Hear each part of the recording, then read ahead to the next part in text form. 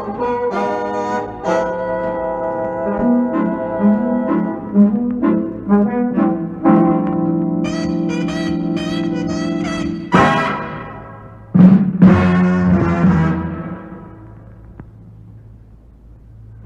Monitor brings you Meet the Press, the prize-winning interview program produced by Lawrence E. Spivak. Ready for the spontaneous, unrehearsed conference are four of America's top news reporters.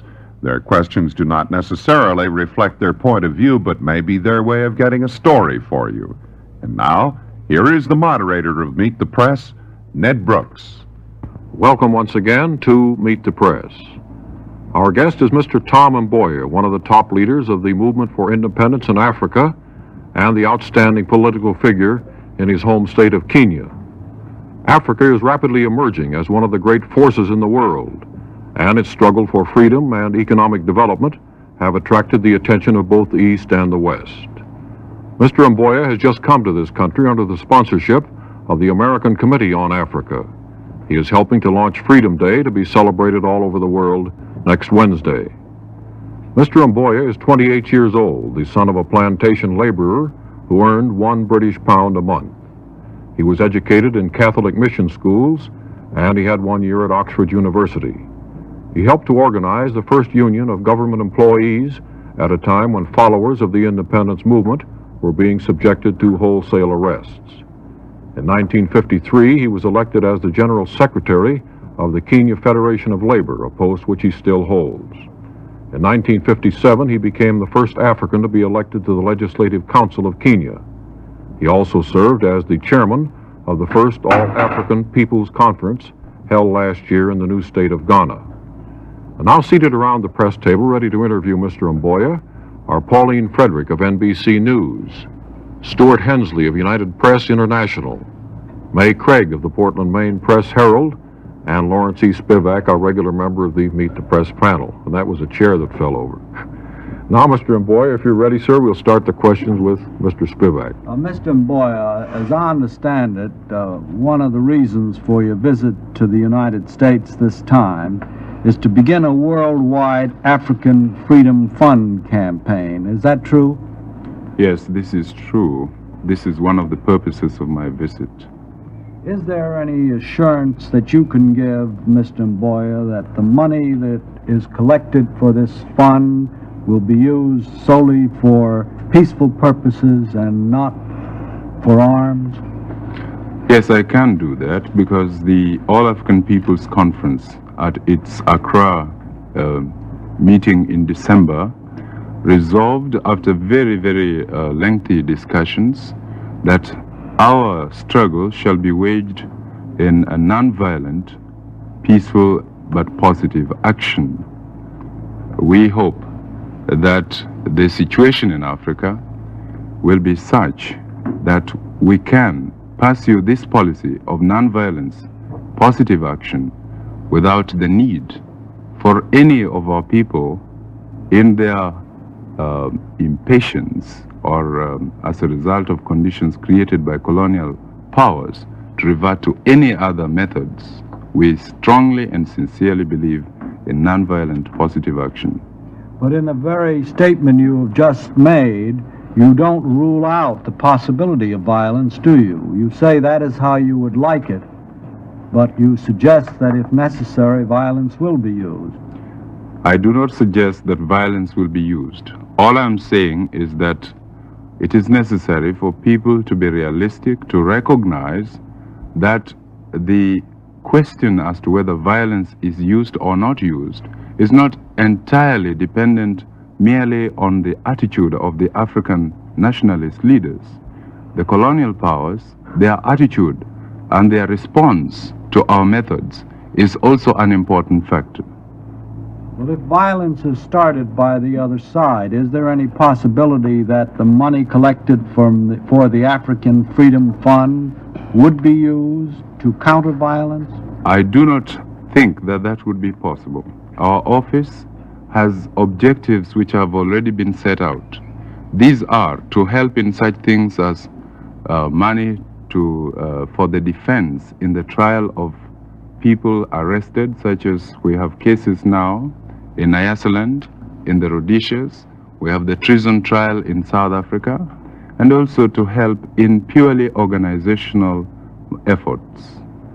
Mrs. Craig. Well, Mr. Mboya, it's hard for small nations to live alone. Do you hope for your country a federation with other small African, middle African nations? What is it that you want for the future? The All African Peoples Conference discussed this whole question of federations or a United States of Africa. And we are being realistic in this matter by our decision at Accra that certain regions constitute workable units that might be treated together in terms of economic planning, in terms of various social or economic programs, and also with the hope that in trying to achieve this, certain political units could be created. We have as a long-term objective the possibility of a United States of Africa. Would you affiliate with the Arabs or the northern half of Africa? In our present attitude, we regard that countries like Egypt, Tunisia, Morocco, the Sudan, which I think you are referring to, are part of Africa. And consequently, it is quite possible that a workable unit could be created in the north, and which later on would probably associate with other units in the rest of Africa. Yes. You have said that you would offer Europeans the hand of friendship. But I believe at the Accra meeting in December, you said Europeans should scram out of Africa. Now, what did you mean by that? I am very glad that you raised this point, because I think it is often difficult for us to be sure that we are correctly reported. And I want to take this opportunity to say exactly what I said. I said at Accra that in contrast to the 1884 Berlin Conference, the Accra Conference was convened to unite Africa, to create the African community. And whereas the Berlin Conference started what history has referred to as the scramble for Africa, in Accra we were meeting to state in definite terms to the colonial powers, not European individuals, to the colonial powers, that they would have to scram out of Africa.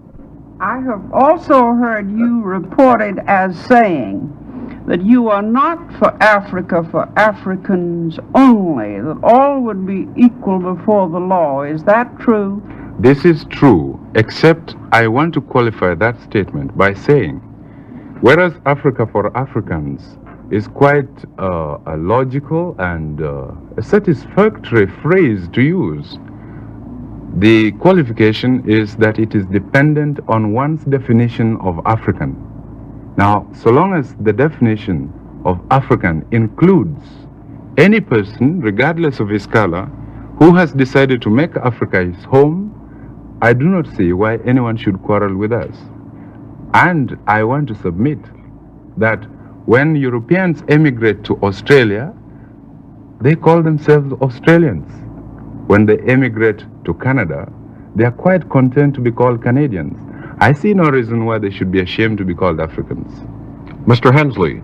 Well, Mr. Mboya, you want more self-government in Kenya. And yet you and 14 other Africans who were elected to the Legislative Council have not taken your seats. What's the explanation of that? I'm sure there must be one. Yes, there is, but I think first the information is not quite correct. We were elected in March 1957. We took our seats in the legislature, but decided to boycott the Council of Ministers, which was to show our dissatisfaction with the Constitution. We worked within the legislature until January this year. Within that time, we tried every means possible within the legislature to secure certain changes in the Constitution of our country. These legislative council measures failed. We have carried our rejection or our objections or dissatisfaction further by now boycotting the legislature and hoping that this is yet another means of applying pressure on the British government to bring about the changes that we want. Well, Mr. Mboya, when you get your self-government, if and when you get your self-government, what do you want? Do you want independence within the British Commonwealth, or do you want to break clear outside as Burma did? With due respect, I want to suggest that it is not a question of if we get our self-government. We're quite certain of getting it. But when we get our self-government, at the moment, our view is that we should remain within the British Commonwealth. We see no reason at the moment why we should try to get out of it. Well, that brings up another question. The British have troops in Kenya, and I think it's no secret, Lennox Boyd once said, that Britain regarded Malta, Gibraltar, and Kenya as fortress colonies. And part of her plan apparently envisaged airlift of troops from Kenya to the Persian Gulf area in case of trouble there. Now, after you are independent but within the Commonwealth, would you be willing to permit Britain to retain some bases there for the general protection of the area and for your own protection against whatever predatoryism might be loose or not? We are strongly opposed to the establishment of any British military base in Kenya. We do not believe that these bases are necessary. In fact, in our view, as far as a world war is concerned, these bases would be useless. As far as being used for limited action in the Middle East or other areas, we see no reason why our country should be used in situations which are, in our view, the result of British lack of insight into the colonial problems. We think that these things can be solved in other ways. We don't want to be parties to British colonialism. Well, do you think that British lack of insight into colonialism raises the danger of Soviet penetration of the Middle East? Is that what you're getting at? I think so. I think that most countries have been very unrealistic in their dealings with the colonial countries, and especially in their attitude to the whole question of communism. Ms. Frederick. Mr. Mboya, you've spoken a great deal about freedom for people of Africa. What is your definition of freedom? We are struggling in Africa to free ourselves from colonialism. In other words, we want in our countries to have the right to self-determination, to have a government elected by our people, responsible to our people, and accountable to our people. In other words, you recognize that along with freedom there goes responsibility for self-government.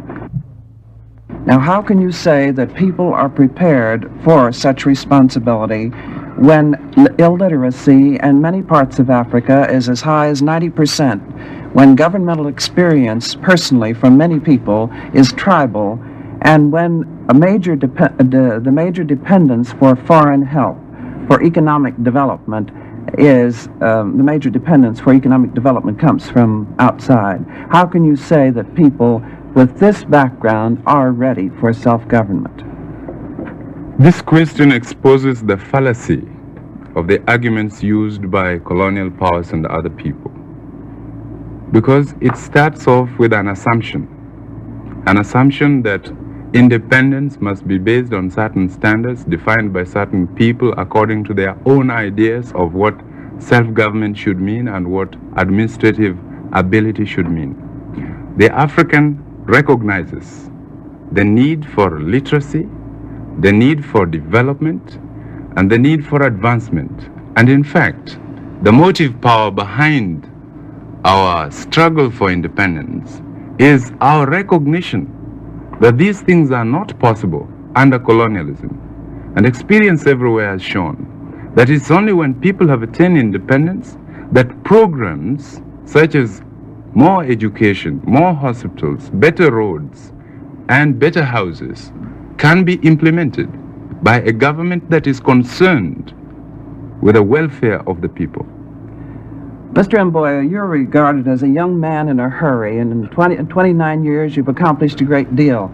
What is the rush at this particular moment for independence for these countries? Aren't you just stirring up a chauvinism, an emotional situation that could be terribly dangerous because these people are really not ready for self-government? Are we really in a rush? You see, What is your target then? What are your target dates for independence? I don't believe we're in a rush. I think people forget that we are living with them in the 20th century. They think we are living in the 19th century. They think we should live in the 19th century and they in the 20th century. That's the problem.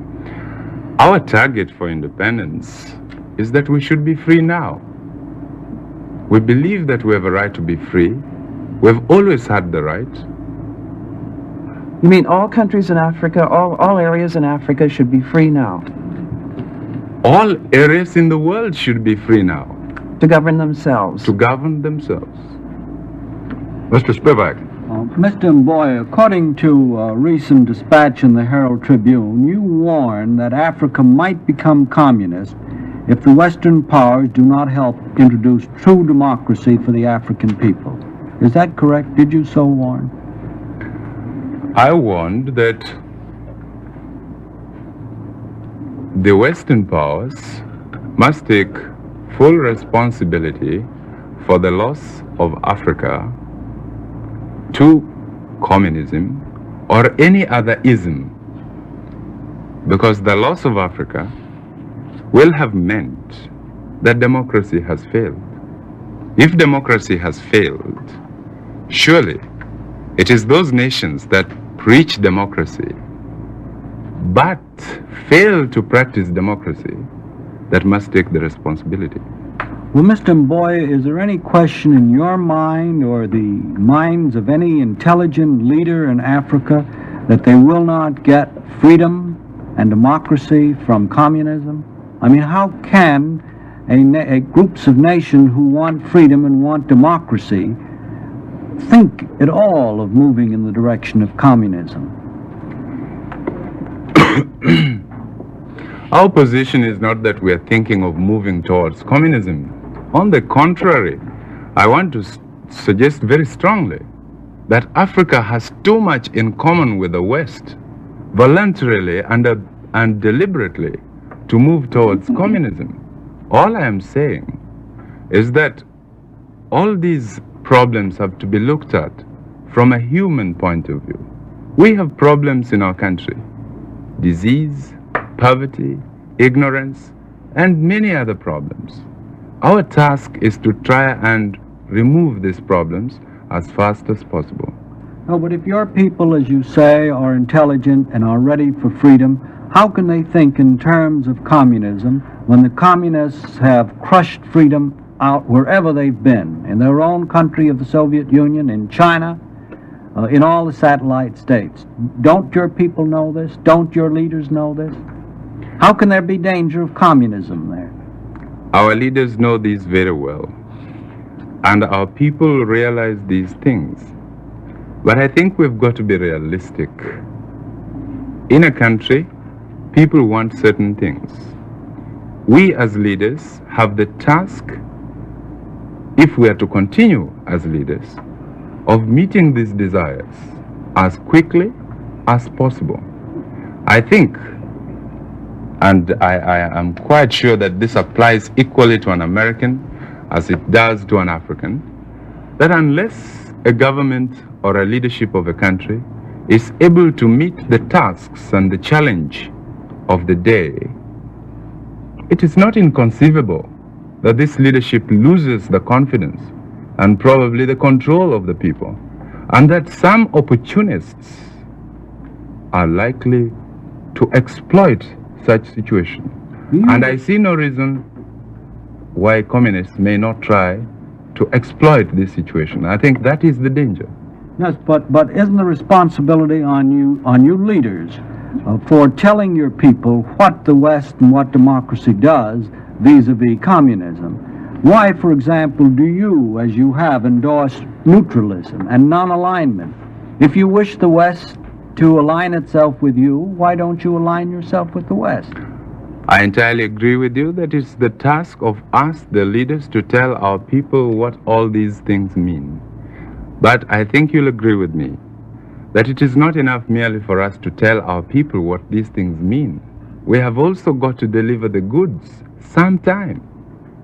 And the question is whether, in our efforts to deliver the goods, the West cooperates with us in trying to achieve this objective.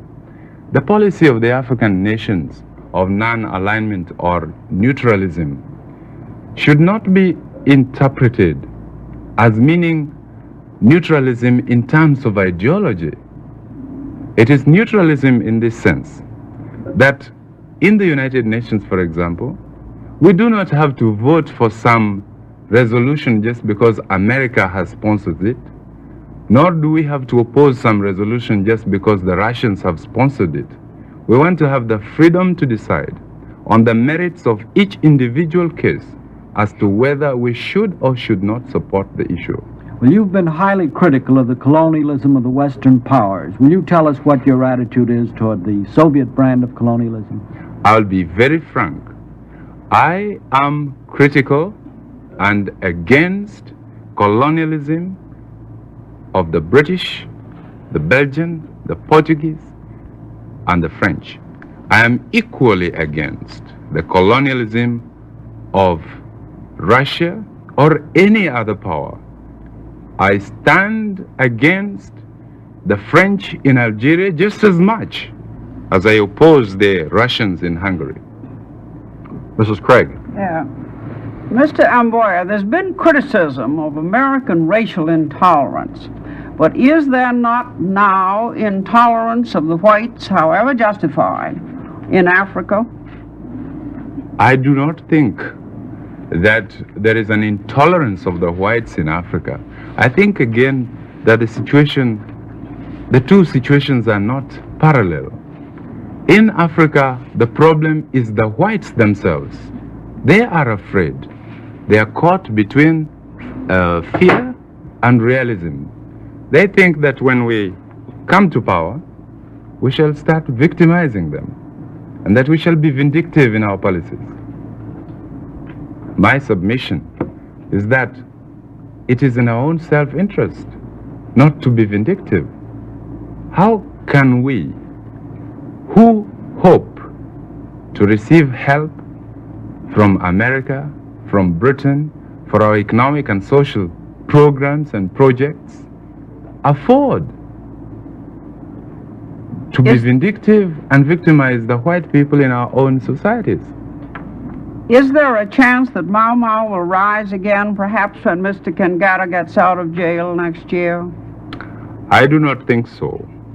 And again, I think it is not fair for people to say that Kenyatta is going to revive Mau Mau if he is freed.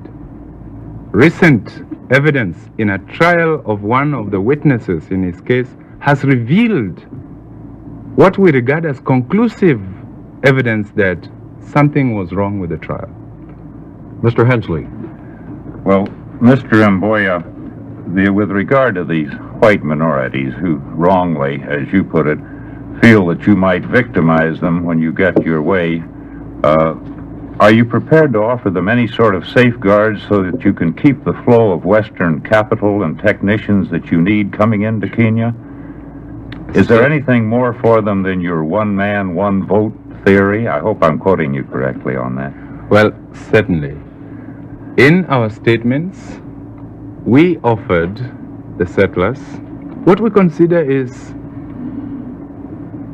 the maximum that we can offer them. We offered last year that during the transitional period from the present stage to independence, there could be an arrangement whereby there would be special representation provided for certain interests within the legislature, in addition to their enjoying equal citizenship rights with us. In other words, the privileged group in the country will still be the European settlers. What we have said we cannot compromise on is the exclusive reservation of the land in the Kenya highlands to Europeans, or segregation in schools, segregation in hospitals, or race discrimination in the civil service and in job opportunities. Ms. Frederick. Mr. Mboya, have the American desegregation difficulties had in any way affected the prestige and influence of the United States in Africa? This has been very bad publicity for the United States, of course. And as a country that preaches democracy, stands for democracy, naturally, it has raised doubts in the minds of many of our people as to the good intentions, the sincerity, and the motives of the United States. Another thing is that colonial powers are only too ready to use this sort of publicity to prove that whereas they are wrong, they are not the only people who are always wrong. You indicated the other day that you would need a great deal of help from the outside, and particularly from the United States, in your program. What do you expect from the United States in the way, shall we say, of economic help? Well, I think this is a very important question, and I see it is coming right at the end. I want just to say that we expect that the United States government should be ready and willing to give as much help to our independent states in their efforts to develop the economies of the country, either through the United Nations and its other agencies, and also through its own governmental effort. Mr. Mboya, I'm very sorry, but I'm going to have to interrupt. Thank you very much, Mr. Mboya, for being with us. We will return to Meet the Press in just a moment. Our thanks to Tom Mboya, member of Kenya's Legislative Council and General Secretary of the Kenya Federation of Labor, and the members of the panel for a stimulating and enlightening half hour. Meet the Press is produced by Lawrence E. Spivak. Now, a personal word, if I may. Do you realize that every time you invest in a United States Series H savings bond, you're actually buying a share in America? You become a stockholder in the United States government. You help provide the strength and resources on which so much depends, not only for us, but for future generations of Americans. Your money helps to strengthen America's peace power and helps to make that peace a lasting one through science and education. And what do you get from your Series H bonds? Well, while your money is working for your country, it's also working for you.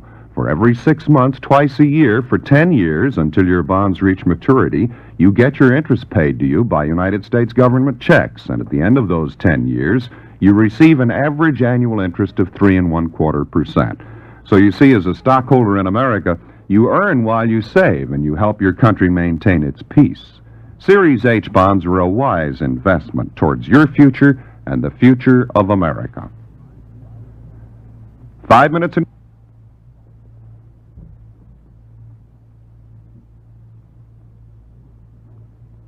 This is Monitor, the NBC Weekend Radio Service.